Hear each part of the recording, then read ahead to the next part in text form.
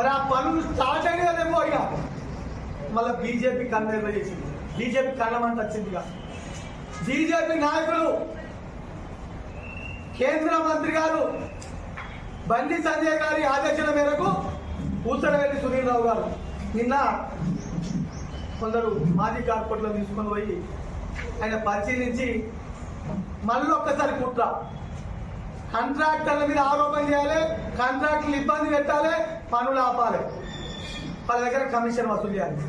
ఎందుకంటే సునీల్ రావు బుద్ధి అది 2020 జనవరి 29 నాడు సునీల్ రావు మేయర్ అయిన నుంచి 60 మాసాలు ఆయన చేసిన పని కాంట్రాక్టర్ దగ్గర కమిషన్ తీసుకోవడం, కరీంనగర్ నగరంలో ఇల్లు కడితే వాళ్ళ దగ్గర ప్రైవేట్ సైన్యాన్ని తోలి పనులు ఆపి ఇంటి యజమాని దగ్గర పైసలు వసూలు చేయడం, ఎవరైనా ప్లాటింగ్ చేసుకుంటే ఆ ప్లాట్లు ఆపి వాళ్ళ దగ్గర పైసలు వసూలు చేయడం. నీ లెక్క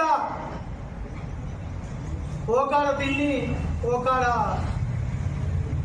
ఎద్దులు కొట్టుడు కాదు. నువ్వు ఉన్నావు మొదటి నుంచే.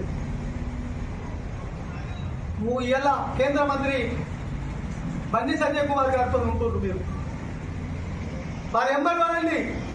మన ఢిల్లీకి ఏరు ఒక 500 కోట్లు మానేరు పంటకు దేవాలయం రిప్రజెంటేషన్ ఇస్తే బాగుంది కదా, అది ఉండదు.